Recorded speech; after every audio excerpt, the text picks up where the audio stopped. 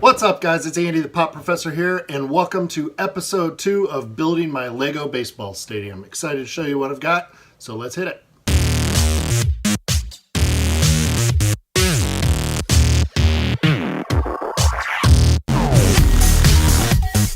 What's up, guys? It's Andy the Pop Professor here, and thanks so much for joining me again. This is episode 2 of building my Lego baseball stadium. If you're new to the channel, I cover Lego builds, Funko hauls, and much, much more. So please hit that subscribe button down below and hit the bell notification so you never miss another video. It's great to have you with me today. I've made some great progress, and we're going to head over to the build here pretty soon so I can show you what I've done. But I also have mentioned in the past that I'm a little bit new to building Lego MOCs. This is really the first MOC I've ever done, and I thought it would be useful to share some of my behind the scenes insight a little bit, because this is kind of a maiden voyage for me, and I've been having to figure out a lot of stuff along the way. So you remember last episode, I kind of had a 4x4 base plate going, a 32x32 plate, 4 of them that kind of covered the infield, but since then, I have an idea of where I want to go with the rest of the field, and I'm trying to build the interior field first and then eventually build the stadium around that. But it occurred to me that I'm headed over to Brick Life, Asheville in just under a month at the top of April here in 2019. And I thought, I can probably get the field portion of this alone built up and maybe ready to show or display at that show, which would be really, really exciting. So I've been kind of putting all my energy into basically making this into a baseball field instead of a stadium for the moment, and just getting the primary issue of getting the field done, maybe put a fence around it, and I think that would be really cool to look at the show, and then I can prepare for a larger show later on in the year with the full stadium and everything that I have designed. So I wanted to walk you guys through some stuff to kind of talk about how I figure all this out. I'm sure everybody out there has a lot of experience, and I'd love you to leave your comments down below on how you plan out your MOCs. I watch a lot of people. Rich Boy Jay does a lot of awesome Star Wars MOCs. He's doing a Vardos MOC right now from Battlefront 2 that I've been really, really enjoying checking out, and there's many, many others. So I would be interested for all you Lego builders out there to know how it is you plan your MOCs. But I had to do a little bit of math to figure out, what a baseball stadium, what the scale of this field would be. So I thought I'd take you through some of my calculations. So and also talk a little bit about how I kind of plan out my budget for all of this stuff, because it gets really, really expensive really fast. So I think we'll move over to the field now so I can show you this stuff with relation to what I've calculated, and then we can go check it out. All right, guys, so here it is. You guys may remember this from last week's first episode, and you can see I've made some changes here just in this 4x4 base plate that I wanted to kind of cover, but I'm really excited about how this is going. The first thing I did was add in these coaches boxes for the first base coach and the third base coach over there. And this has been largely the same, the pitcher's mound, but I was able to fill in the dirt around the perimeter after getting a BrickLink order. This is using those dark tan bricks. And I've still got some stuff in here, I'm trying to get the glare out, that I need to fill in. You can see it's empty. And that's because that 2x4 plate there, and then I've got some 2x4 plates here to continue the diamond pattern, and I ran out of those colors. So down the interior here is going to be 2x4 alternating green and bright green, and then this side over here is going to be the dark tan as well. So a couple of other modifications I've made are I moved the foul line so that it runs right next to the bag. After I studied some photos of various ballparks, I noticed that was true. And previously I had some dark tan on the inside, so now I'm running the foul line right next to the grass, and then the base path goes down here, which eventually will expand out. And in fact, I think I'm going to probably bring that down to about there in tan on both sides, because that's where the runner's lane begins to open up So I found some different dimensions that I found really helpful that I thought I'd cover with you guys here. Let me zoom in a little on this so you can see. Well, actually, first let me show you this. So this is kind of what I've been sketching out. It's pretty ugly. It wasn't meant for anything but myself, but you can see like basically we're looking at these 4 squares right now with the dark line there representing the infield, which will, the tan dirt here will actually move back into the next sort of frame of base plates, if you will. So that's kind of been my planning. And then I was just kind of making a list of like, I need more green 4x4s, but also those 2x4s, more of the dark tan for dirt. I need more base plates. I need more tiles. And I think instead of these tiles right here are 1x4s, but I think I'm going to buy 1x8s because then I can just put, I think, 4 of those down per base plate. And the foul line, of course, runs all the way out to the fence. So I need to pick those up. I'm building this on a modular template, so I actually need to just pick up some of those 1x2 bricks and the clip pins so that I've got plenty of those so I can like connect all this together. And then I need a bunch of bricks for underneath because you can see this is all raised up 1 brick in height. This actually needs to pop down a little bit there. And I'm going to turn all these bricks to this regular green color because, as I said, I'm now thinking about displaying this just as is and then building the stadium around it later. So actually, let me know what you think. Right now I've got a bunch of white under there and it would be a real hassle to pull it up. But I just think that green, or I had even imagined maybe this like reddish brown to show it so it actually looks like dirt under there. But in the end, that's not really a focus or something I care about because I'm ultimately going to build this into a stadium. But let me know in the comments down below which one you think, white, green, or the reddish brown. And maybe we can check that out. And then I need some plates there, the dark tan to keep filling in.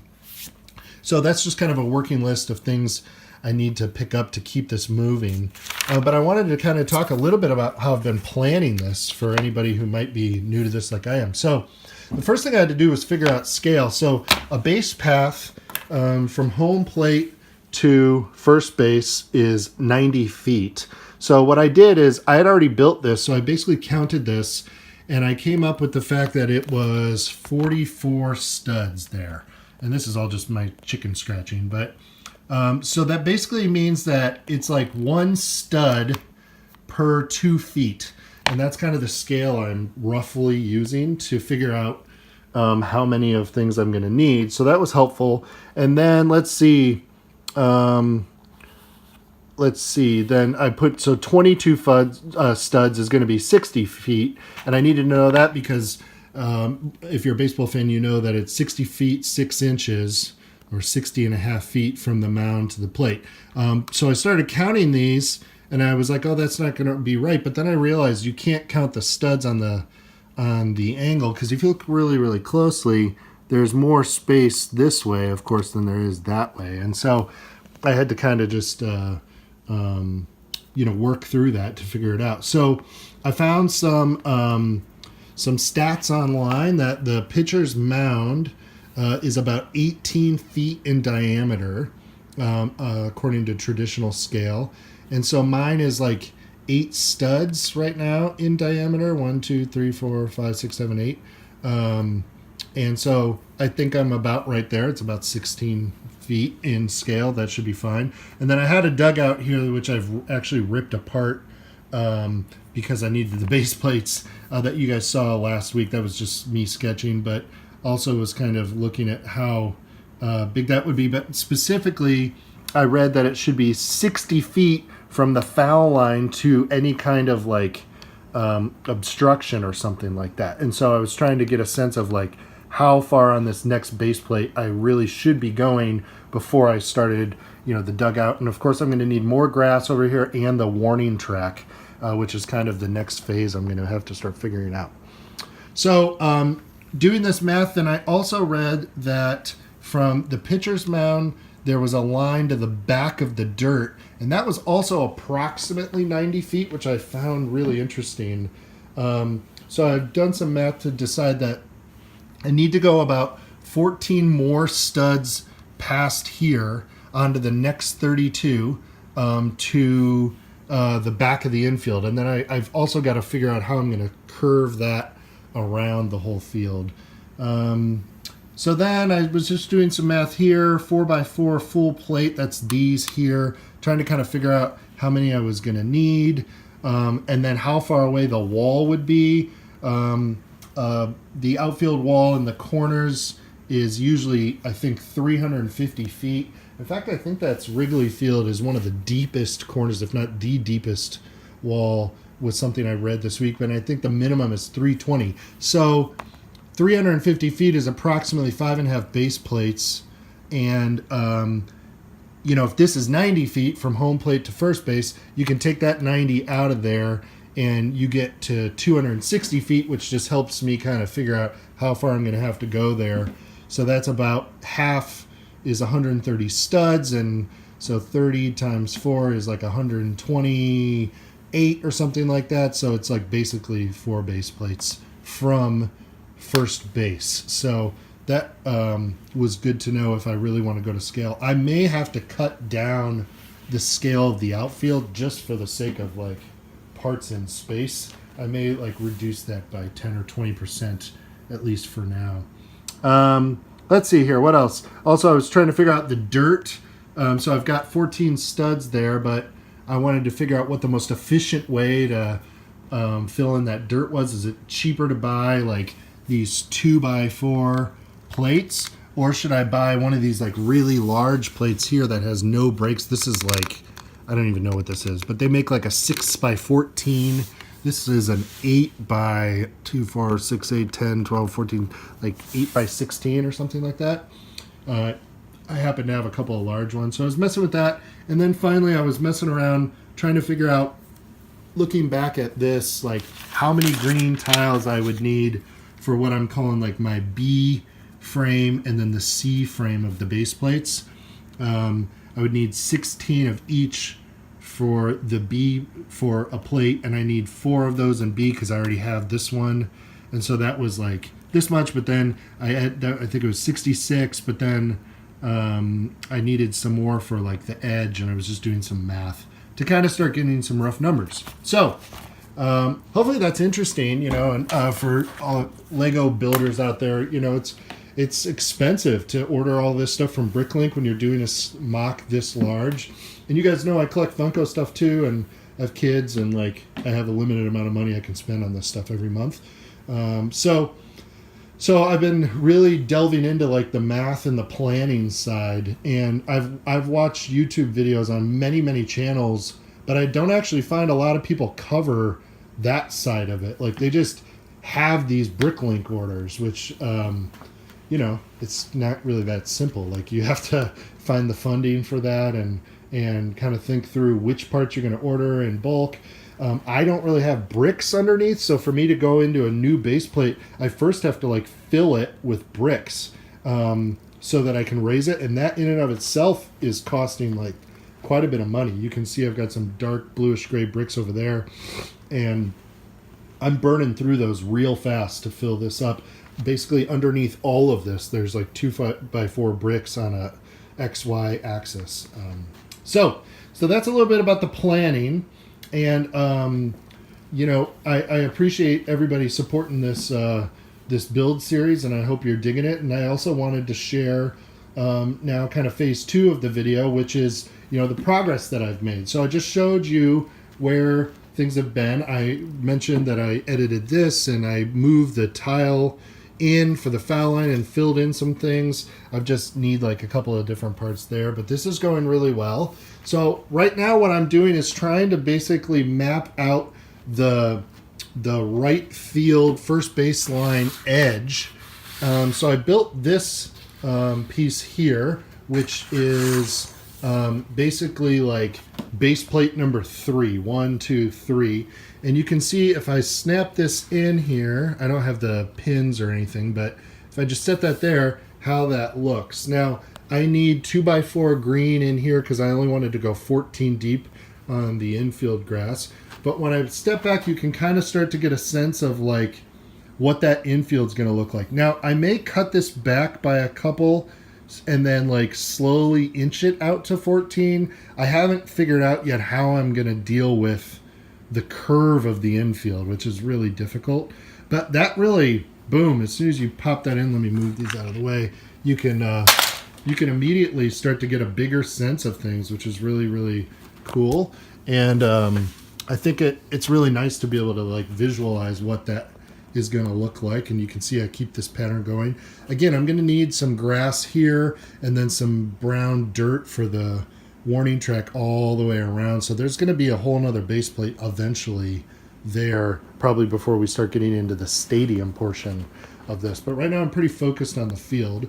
So then base plate number 4, I also built up, and if we pop that in, you can see just how much more we get in terms of scale. So once again, let me move this out of the way so I can zoom out and show you like right field slowly coming into focus there. So if I'm down here at home plate, you can see that foul line going all the way out.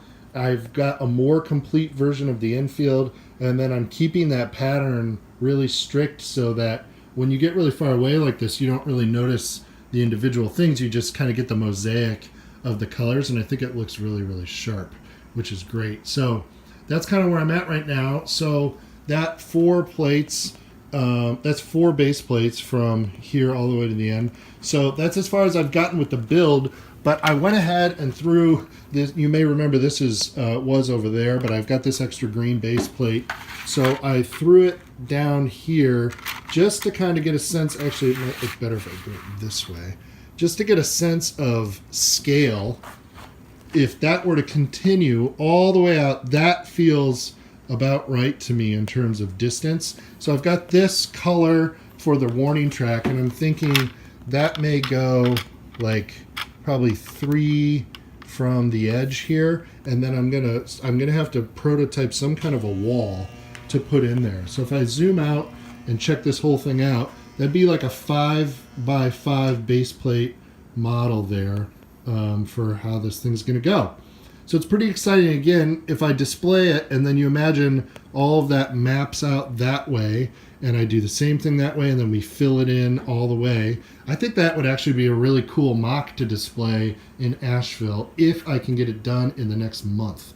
But I'm running low on money, so this is probably a great opportunity to mention my new Patreon page that I've launched. You can see details down below, and if you are digging this and would like to see me keep moving on this, I'd love to have your support. I'm going to develop a way for patrons to actually have like sig figs in this. I'm thinking about maybe doing like some seating behind home plate, or like special dugout seats, or maybe like the right field bleachers. So leave me your comments down below, and I'll put up a structure for like how much it would cost to get into those things. But honestly, guys, it will be very, very low. I'm just looking to build a community with this series, and I want as much feedback from you viewers as possible. I'm really, really enjoying this, and gonna focus for the rest of the month on getting basically this whole table filled in. But I gotta buy, quite a few base plates and see how far I can get with all these parts to fill that in. It's gonna be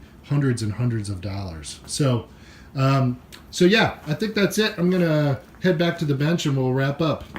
All right, guys, so that's going to do it for episode 2 of building my Lego baseball stadium, or in this case, my baseball field, as I prepare for Brick Life in Asheville at the top of April, which I'm going to be headed to. If you're going to be there, please leave me a comment down below or shoot me a note over on my Instagram. I'd love to do kind of a meetup with viewers of the channel and say what's going on. I'll, of course, be doing a bunch of live streams when I'm there as well to show you guys everything that I see there. So I really appreciate all the support. I just mentioned my Patreon launching, and I'll do a video just about that for the channel so that everybody kind of knows what's what with that. But, it doesn't always take financial support. Just a like on the video or sharing this with somebody you think might dig it means a lot to me, and I just really enjoy having the conversations in the community using this technology with all the Lego fans out there and Funko fans out there, and sharing our journey together. So Please share the video. Consider subscribing if you're new here. And I hope you're digging all the content. I've got a lot of exciting stuff coming up. I'm going to do kind of a full review of my current stage of Lego part organization soon, and start a new playlist called Collecting 101. That's a little bit more like this, where I show like kind of the inner workings of how I'm planning these things and share my thoughts, because I think I would love to see some of those videos from some of the people that I watch out there and see kind of how they go about what they do, because that's some of the hardest stuff when you're on your own. But we're going to wrap it up there today, guys. Remember to build, collect, and support one another. And as always, I want to say thank you so much for watching, and I'll see you on the next video. Take care.